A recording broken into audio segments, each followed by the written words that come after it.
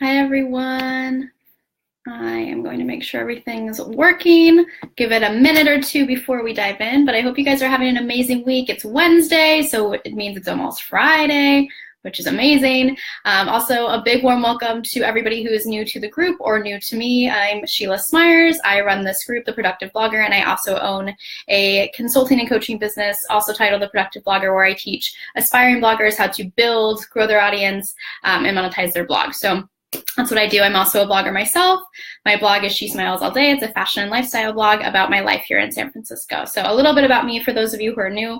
If you are new, definitely introduce yourself in the pinned post in the group so we can get to know you and we can follow your blog and show you some love. So today I kind of wanted to do just a quick video and pop up here and share with you guys 3 different unique ways that you can promote a blog post once you've hit publish. So I know there's the typical Pinterest. Obviously, I can't talk enough about Pinterest. I mentioned it in almost every single video. Obviously, you should be creating a pin and pinning it to several groups and group boards on Pinterest. That's pretty obvious, pretty standard. You'll hear that a lot. Obviously, sharing it across Facebook, social media, all of your channels that you can, and saying, hey, I have a new post up, go check it out. But I wanted to give you guys 3 ways that you can get a little bit more creative, 3 ways that you can use to get traffic and to get people to actually look at this new blog post that are going to be really effective for you. And if you're not promoting your posts as much as you could, even just like in the general sense of social media and Pinterest, like I mentioned before, please start doing that. I see someone just hopped on. Definitely say hello in the comments if you're hopping on, and then let me know also if you're watching the replay, if I can answer any questions for you.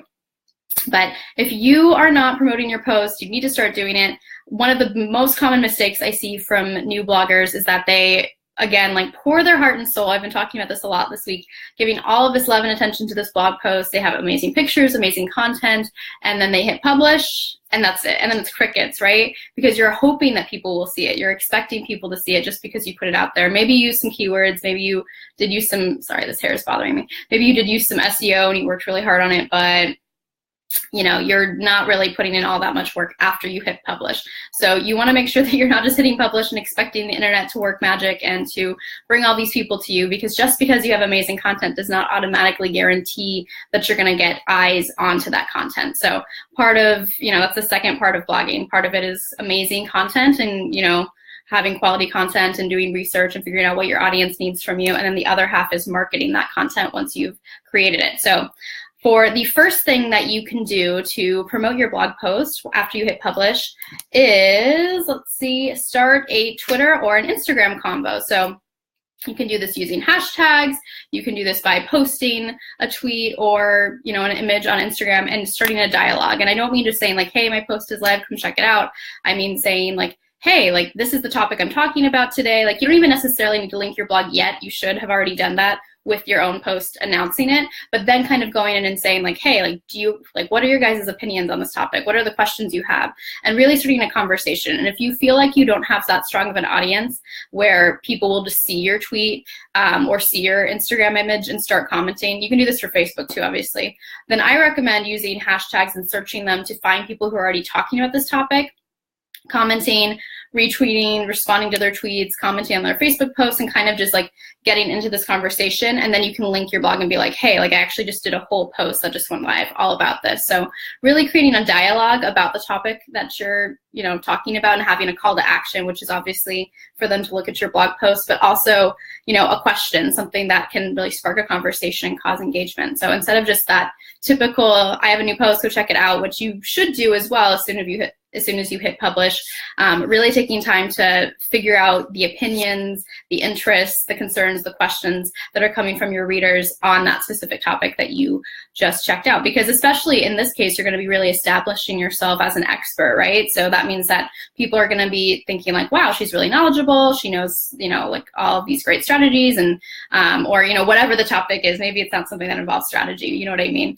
But giving them a reason to go back to your blog, giving them a reason to trust you and to think like, yeah, she really knows her stuff. She knows exactly what she's talking about. So I'm like really excited I found her and I'm going to go check out her blog. So establishing yourself as an expert, you probably will get more followers on social media anyway. So it's really a win-win. So the second thing that you can do to promote a blog post after you hit publish is to go into Facebook groups and start answering some questions. Obviously, the first step is that you have to be a part of Facebook groups that are relevant to the topic, of course, but something you can do is you can actually use the search function if you're already a part of a Facebook group that's relevant to the topic you're blogging about, and search keywords that you've used in your blog post. And you'll find that you're finding a lot of posts that people are, asking questions specifically that can be answered in your blog post. So that way, I'm not saying you have to go into a Facebook group and scroll and scroll and scroll. You don't have to do that. You can actually just search for it, make it easier on yourself, right? And answer questions. And I don't mean like if someone's asking you a question like, hey, like what's the best way to, I don't know, bake a potato. That's a joke. That's like obviously not something someone would ask, but maybe they are.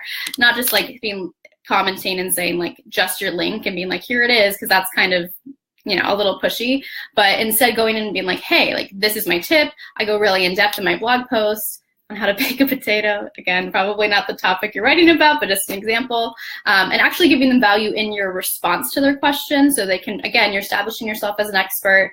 They see you as someone who's really helpful, and they feel really inclined to check out your blog post. So, maybe even in the first comment saying, like, giving that value, answering the question, making yourself helpful and useful. And then once they respond and are like, oh, cool, thanks, or maybe they have a follow-up question, then in the next response, you can say, if you want to learn more, I just did a whole blog post on this, and I think that you'll really enjoy it. And you can take like 5 minutes out of your day at the end of the day or at the beginning of your day to do this. It doesn't have to be something you do for hours and hours, but it's something I like to make a habit out of doing. Even if I'm not promoting a specific blog post that just launched too, like there's obviously like, as someone who has, when you've nailed down your niche, you're always going to have the same general sense of things that you're talking about and like general topics. So I'll just search things that I always write about, and I'll find questions I can answer, and then I can share my blog posts from the past there as well.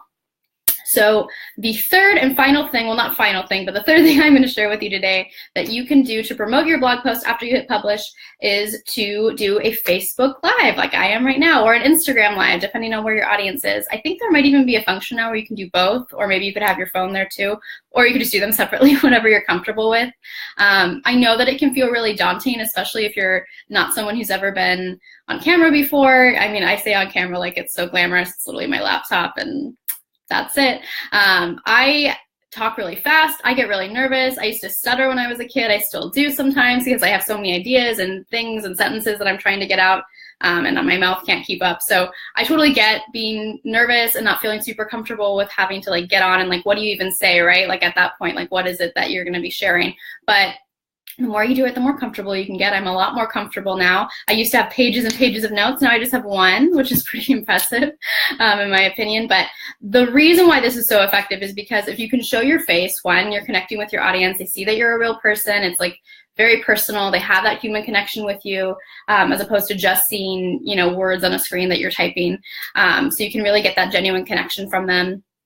Two, when you do a live, it's usually because you're doing something, right? Like, typically, I don't, maybe on like Snapchat, which is a little bit more candid, but I feel like for Instagram lives and for Facebook lives, hi Victoria, welcome. Typically when you're doing that type of thing, it's like people know like, oh, she's going live to show us something important. So it's a nice way to get people's attention. People can see you in the moment. Obviously, people can look at the replay later. Facebook, it stays here forever. Instagram, it's only 24 hours, but you could always download it. And then you could save it and upload it somewhere else. But you can basically be like, hey, I'm going to do a 5-minute quick training, or I'm going to do a 5-minute how-to video. Whatever it is that you're writing about, you can kind of answer some questions, get a dialogue going, and just be like, hey, I have this new post. I kind of wanted to break it down for you. Again, you're just giving yourself multiple avenues to connect about the topic, to connect and lead them to your blog post, versus just being like, hey, here's my new blog post, check it out, because not a lot of people do that. Unless they're like a diehard fan of yours, or if they're a loyal follower, they're always going to check out what's new for you. But people who are just seeing you for the first time, like, what does that do for them? Like, how are you serving that person? How are you giving them, something of value by just saying, I have a new post, go check it out? So you need to let them know why they should check it out and why that post is going to be valuable to them. Victoria says, yes, I am so nervous about my first Facebook Live. You make it look very natural. Well, thank you. I'm glad. Sometimes it doesn't feel natural. I talk over my words all the time because I talk really fast. It's something that have always done, that I'm always trying to slow down and work on, but I really appreciate it. I think for me, also because I've done challenges with you guys and, you know, you guys participate so, you know, pretty actively, and I've gotten to know a lot of you, I feel comfortable because I know that you guys are so sweet and like welcoming, but I can get how in the beginning I felt this way too, because I didn't really know anybody in my group. I was like, this is kind of a lot. Like these people don't know me. And so if I stutter or if I talk too fast or if I say something weird, they're gonna think something, I don't know, they're not gonna like me. But you know, I was really pleasantly surprised at how well people connected with me and how they connected with me so much more than when I'm just doing my written content. Obviously, written content is the name of the game because it's a blog, but being able to promote it with your face and your personality and allow people to kind of get to know that side of you can be really effective. So I know it's really nerve-wracking. What I did before is I literally would type up all of my notes, and I still have notes with bullet points, but I would have, you don't have to do word for word, but just have like the main ideas, and I would just let people know at the beginning of my live, hey, I have notes, so if I keep looking down, that's why. And I would have water by me. I always have it. I'm always talking about how I'm taking a second. So that way, I've kind of already let them know that like I'm prepared and that I've been taking this seriously. And so I don't feel awkward about grabbing my notes. I don't feel awkward about taking a second to breathe and have some water, and just kind of letting them know like how you're going to be doing the live, and then giving them a rundown of what you're going to be talking about. So I hope this was helpful for you guys. I've been having a really fun time doing these shorter videos. I'm going to continue to try to do them almost every single day. And for those of you who have not signed up for my free Build Your Blog in 5 Days challenge, I would love for you to sign up. I'm definitely going to put the link down below.